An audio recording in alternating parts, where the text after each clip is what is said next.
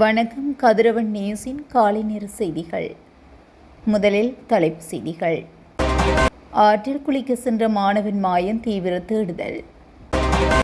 டெட்பா சூறாவளியினால் பாதிக்கப்பட்டவர்களுக்கு நற்செய்தி. வீட்டு வாடகை உதவித்தொகை தொடர்பில் வெளியான அறிவிப்பு. அரசு ஊழியர்களுக்கான மருத்துவ மற்றும் ஆயுள் காப்பீட்டு திட்டம் தொடர்பில் வெளியான அறிவிப்பு. கலப்பட மிளகாய்த்தூள் விற்பனை வியாபாரிகளுக்கு அபராதம், பொதுமக்களுக்கு எச்சரிக்கை. வவுனியாவில் இலங்கை போக்குவரத்து சபையின் பேருந்துகள் சேவைகள் ஸ்தம்பிதம். வாட்ஸ்அப் குறுஞ்செய்திகள் குறித்து விடுக்கப்பட்ட எச்சரிக்கை. கிளிநொச்சியில் நெல் கொள்வனவு விண்ணப்பங்கள் இன்று முதல் ஆரம்பம். நீர்கொழும்பு சிறை வன்முறை கைதிகள் பயன்படுத்திய ஆயுதங்கள் குறித்து வெளியான அதிர்ச்சி தகவல். அறிகுறிகள் உணர்ந்தால் உடனடியாக வைத்தியரை நாடவும். நீர்கொழும்பு சிறைச்சாலையில் கொடூரம் கொல்லப்பட்ட அதிகாரியின் பிறப்பு உறுப்பு சிதைப்பு தொடர்பான விரிவான செய்திகள். நுவரெலியா லிந்துலை பாடசாலையொன்றில் கல்வி கேட்கும் தரம் 10 மாணவர் ஒருவர் பரீட்சை முடிந்த பின்னர் நண்பர்களுடன் ஆற்றில் குளிக்க சென்றபோது காணாமல் போன சம்பவம் பரபரப்பை ஏற்படுத்தியுள்ளது. நேற்று நண்பகல் சுமார் 12:30 மணியளவில் பாடசாலையில் நடைபெற்ற பரீட்சையை எழுதி முடிந்த 10 மாணவர்கள் பாடசாலையிலிருந்து வெளியேறி ஒல்ட்ரீம் பகுதியில் கொத்மலை ஆற்றில் நீராட சென்றுள்ளனர். மாணவர்களில் 9 பேர் பாதுகாப்பாக கரை திரும்பிய நிலையில் ஒரு மாணவன் மாத்திரம் நீரில் அடித்து செல்லப்பட்டு காணாமல் போயுள்ளதாக தெரிவிக்கப்பட்டுள்ளது. டெட்பா சூறாவளி காரணமாக வீடுகளை இழந்து இடம்பெயர்ந்த குடும்பங்களுக்கு வழங்கப்பட்டு வந்த தற்காலிக குடியிருப்புக்கான 6 மாத வீட்டு வாடகை உதவித்தொகை மேலும் 3 மாதங்களுக்கு நீடிக்கப்பட்டுள்ளதாக நிதி அமைச்சு அறிவித்துள்ளது. சூறாவளியினால் பாதிக்கப்பட்ட குடும்பங்கள் தற்காலிகமாக குடியிருப்புகளை பயன்படுத்துவதற்காக இந்த வாடகை உதவித்தொகை வழங்கப்பட்டு வந்த நிலையில் அவர்களின் தற்போதைய தேவைகளை கருத்தில் கொண்டு இந்த கால நீடிப்பு வழங்கப்பட்டுள்ளதாக அமைச்சு தெரிவித்துள்ளது. இதன் மூலம் வீடுகளை இழந்த பாதிக்கப்பட்ட குடும்பங்கள் தொடர்ந்தும் மேலே 3 மாதங்களுக்கு வீட்டு வாடகை உதவித்தொகையை பெற்றுக்கொள்ள முடியும் என நிதி அமைச்சு குறிப்பிட்டுள்ளது. அனைத்து அரசு ஊழியர்களும் அரசு ஊழியர்களுக்கான மருத்துவ மற்றும் ஆயுள் காப்பீட்டு திட்டம் அக்ரகாரா தரவுத்தளத்தை புதுப்பிப்பதற்கான காலக்கெடு ஜூலை 31ஆம் தேதியுடன் முடிவடையும் என அறிவிக்கப்பட்டுள்ளது. இதற்கு அமைய தேசிய காப்பீட்டு அறக்கொடை பண்பாட்டின் தலைவர் டாக்டர் விசாகா பனசிங்க பயனாளிகள் தங்களது தகவல்களை கூடிய விரைவில் புதுப்பித்து முடிக்குமாறு கேட்டுக்கொண்டுள்ளார். அரசு மற்றும் மாகாண அரச பணியில் ஓய்வூதியம் பெற தகுதியுள்ள சுமார் 0.9 மில்லியன் மக்கள் இந்த காப்பீட்டு திட்டத்தின் நேரடி பயனாளிகளாக இதுவரை காலமும் இருந்து வருகின்றனர். மேலும் சுமார் 3 மில்லியன் மக்களும் அவர்களது குடும்ப உறுப்பினர்களும் இதன் கீழ் பயன்களை பெற்றுக் கொள்வதாக டாக்டர் விசாக பனசிங்க தெரிவித்துள்ளார். முல்லைத்தீவு புதுக்குடியிருப்பு நகர் பகுதியில் விற்பனை செய்யப்பட்ட மிளகாய் தூள்களில் கலப்படம் இருப்பது ஆய்வக பரிசோதனையில் உறுதிப்படுத்தப்பட்டதைத் தொடர்ந்து வியாபாரி ஒருவர் கைது செய்யப்பட்டு சட்டத்தின் முன் நிறுத்தப்பட்டுள்ளார். இது தொடர்பில் வர்த்தகர்களினால் கிடைக்கப்பெற்ற முறைப்பாட்டை அடுத்து கடந்த வெள்ளிக்கிழமை சுகாதார பரிசோதகர்களால் சந்தேகத்தின் பேரில் மிளகாய்த்தூள் மாதிரிகள் எடுத்து ஆய்வகத்துக்கு அனுப்பி பரிசோதனை மேற்கொள்ளப்பட்டது. பரிசோதனை முடிவுகளில் மிளகாய்த்தூள்களில் கலப்படம் செய்யப்பட்டிருந்தமை உறுதி செய்யப்பட்டது. இதனையடுத்து மேற்கொள்ளப்பட்ட விசாரணைகளில் குறித்த பொருட்கள் நேர்கொழும்பிலிருந்து மொத்த விற்பனைக்காக கொண்டு வரப்பட்டிருந்தமை தெரியவந்துள்ளது.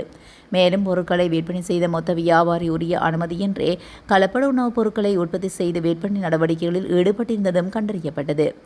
இந்த சம்பவம் தொடர்பில் புதுக்குடியிருப்பு பகுதியில் மொத்த விற்பனை மேற்கொண்ட வியாபாரிக்கு எதிராக முல்லைத்தீவு நீதிமன்றத்தில் பொது சுகாதார பரிசோதகர் சுரேஷ் ஆனந்தன் உள்ளிட்ட குழுவினர் வழக்கில் தாக்கல் செய்யப்பட்டதை அடுத்து கைது செய்யப்பட்ட நீதிமன்றத்தில் முன்னிலைப்படுத்தப்பட்டார். வழக்கை விசாரித்த நீதிமன்றம் குறித்த வியாபாரிக்கு 15,000 ரூபாய் அபராதம் ஒத்திவைக்கப்பட்ட சிறை தண்டனையும் விதிக்கப்பட்டுள்ளது.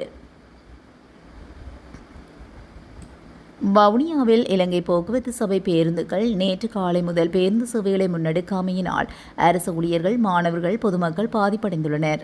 நேற்று முன்தினம் சாலையின் பொறியியல் பகுதியில் பணிபுரியும் ஊழியர்கள் கடமைக்கு சமூகம் தராமையே பேருந்து சேவைகளை முன்னெடுக்க முடியாத நிலை ஏற்பட காரணமாக அமைந்துள்ளது. மேலதிக நேர கொடுப்பனவு விடயத்தில் ஏற்பட்டுள்ள பிரச்சினையினால் பொறியியல் பிரிவு ஊழியர்கள் சமூக தரவில்லை என கூறப்படுகிறது. சந்தேகத்திடமான இணைய இணைப்புகள் மூலம் போக்குவரத்து அபராதங்களை ஆன்லைனில் செலுத்துமாறு அறிவுறுத்தும் மோசடி குறுஞ்செய்திகள் மற்றும் வாட்ஸ்அப் செய்திகள் குறித்து இலங்கை போலீஸ் திணைக்களம் வாகன சாரதிகளை எச்சரித்துள்ளது. மோட்டார் போக்குவரத்து திணைக்களத்திடமிருந்து வந்ததாக தோன்றும் அந்த செய்திகள் கூறப்படும் போக்குவரத்து விதிமுறைகளுக்கான அபராதங்களை ஒரு வாரத்துக்குள் செலுத்த வேண்டும் என்று கூறியுள்ளது.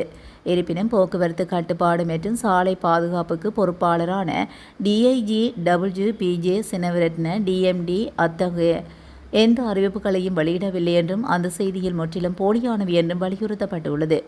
மேலும் அந்த குறுஞ்செய்தி இணைப்புகளை திறக்கவோ தனிப்பட்ட அல்லது வாங்கி விவரங்களை வழங்கவோ அல்லது அந்த செய்திகளுக்கு பதிலளிக்கவே வேண்டாம் என்றும் பொதுமக்கள் வலியுறுத்தியுள்ளனர். கிளிநொச்சி மாவட்ட விவசாயிகளிடமிருந்து நெல்லை கொள்வனவு செய்யும் வகையில் அவர்களுக்கான படிவங்களை நேற்று முதல் வழங்கப்பட்டுள்ளதாக நெல் சந்தைப்படுத்த சபையினுடைய பிராந்திய முகாமையாளர் தவராசா கஜேந்திரன் தெரிவித்துள்ளார். நேற்று முதல் நெல் சந்தைப்படுத்தல் சபையினூடாக சிறுபோக நெல் கொள்வனவு முன்னெடுக்கப்படும் என அதன் தலைவர் மஞ்சுளா பின்னலந்த தெரிவித்துள்ளார். இதற்கு அமைவாக தற்சமயம் அதிக நெல் அறுவடை இடம்பெறும் பிரதேசங்களை அண்மித்த நெல் களஞ்சிய சாலைகளை திறந்து நெல் கொள்வனவு ஆரம்பிக்கப்பட்டுள்ளது. அதுக்கு அமைய வடக்கு மாகாணத்தில் தற்போது அதிக அளவில் நெல் அறுவடை ஆரம்பிக்கப்பட்டுள்ளதனால் அந்த பிரதேசங்களில் நெல் கொள்வனவு மேற்கொள்ளப்படும் எனவும் அவர் குறிப்பிட்டுள்ளார். நீர்கொழும்பு சிறையில் 2 கைதி குழுக்களுக்கு இடையே ஏற்பட்ட வன்முறை மோதலின் போது கழிப்பறைகளில் பொருத்தப்பட்டிருந்த கழிவறை தொட்டிகளில் உடைந்த பாகங்கள் மற்றும் சமையலறையில் இருந்த தேங்காய்கள் ஆயுதங்களாக பயன்படுத்தப்பட்டதாக போலீசார் தெரிவித்துள்ளனர். தாக்குதலில் ஈடுபட்ட கைதிகள் தங்களை தாங்களாகவே காயப்படுத்திக் கொண்டதுடன் மோதலை கட்டுப்படுத்த முயன்ற சிறை அதிகாரிகளையும் தாக்கியதாக விசாரணையில் தெரியவந்துள்ளது. மேலும் சிறை சமையலறையில் இருந்த கத்திகள், மருத்துவ பிரிவில் இருந்த கத்தரிக்கோள்கள் மற்றும் உடற்பயிற்சி மையத்தில் இருந்த பல்வேறு இரும்பு கருவிகளும் தாக்குதலுக்கு பயன்படுத்தப்பட்டதாக மூத்த போலீஸ் அதிகாரி ஒருவர் தெரிவித்துள்ளார். 7வது நாளில் கைதிகளின் நிலைமையை பார்வையிட சென்ற சிறை அதிகாரிகள் மீதும் இந்த ஆயுதங்களை கொண்டு கொடூரமாக தாக்குதல் நடத்தப்பட்டதாக விசாரணைகளில் தெரியவந்துள்ளது. நாட்டில் எய்ட்ஸ் அல்லாத 10,000க்கும் மேற்பட்ட பாலியல் நோய் தொற்றுகள் பதிவாகியுள்ளதாக இலங்கை தேசிய பாலியல் நோய் தொற்று மற்றும் எய்ட்ஸ் கட்டுப்பாட்டு திட்டம் தெரிவித்துள்ளது. இந்த நோயாளிகள் கடந்த ஆண்டு முதல் பதிவாகியுள்ளதாக தெரிவிக்கப்பட்டுள்ளது. இந்த தரவு அறிக்கைகளின்படி நோயாளிகள் ஹெர்பஸ் நோயாலும், நோயாளிகள் பிறப்புறுப்பு மருக்களாலும், நோயாளிகள் சிபிலிஸ் நோயாலும், நோயாளிகள் கொனேரியா நோயால் மற்றும் நோயாளிகள் பிற பாலியல் நோய் தொற்றுகளாலும் பாதிக்கப்பட்டுள்ளனர். மேலும் கடந்த ஆண்டு முதல் 874 எய்ட்ஸ் நோயாளிகள் பதிவாகியுள்ளனர். புண்கள், கொப்புளங்கள், புறப்புறுப்புகளின் வலி, கட்டிகள் மற்றும் 3 நாட்களுக்கு மேல் நீடிக்கும் காய்ச்சல் போன்ற அறிகுறிகளை உணர்ந்தால் உடனடியாக மருத்துவ உதவியை நாட வேண்டியது அவசியம் எனவும் தெரிவிக்கப்பட்டுள்ளது. நீர்கொழும்பு சிறைச்சாலையில் ஏற்பட்ட மோதலின் போது கைதிகள் சிறைச்சாலை அதிகாரியொருவரை அநாகரிகமான முறையில் தாக்கியதுடன் அவரை கொலை செய்வதற்கு முன்பாக அவரது பிறப்பு உறுப்பை அறுத்து அகற்றியுள்ளதாக விசாரணைகளில் தெரியவந்துள்ளமை அதிர்ச்சியை ஏற்படுத்தியுள்ளது. சிறைச்சாலை வன்முறை சம்பவம் இடம்பெற்ற போது சிறைச்சாலையிலிருந்து கைதிகளிடம் வாக்குமூலம் பெற்ற போதே இந்த அதிர்ச்சிகரமான தகவல் வெளியாகியுள்ளது. இக்கொடூர செயலை செய்த கைதிகள் தற்போது அடையாளம் காணப்பட்டுள்ளதாகவும் அவர்களுக்கு எதிராக கடுமையான சட்ட நடவடிக்கைகளை எடுக்க குற்றப்புலனாய்வு திணைக்களம் நடவடிக்கை எடுத்து வருகின்றது.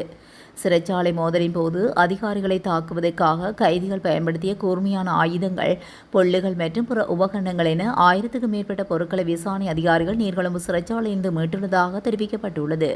மேலும் மீட்கப்பட்ட கூர்மையான ஆயுதங்களே பெரும்பாலானவை சிறைச்சாலை சமையலறையில் இருந்தவை என்றும் சில ஆயுதங்கள் கைதிகளாலேயே கையால் தயாரிக்கப்பட்டவை என்றும் போலீசார் தெரிவிக்கின்றனர்.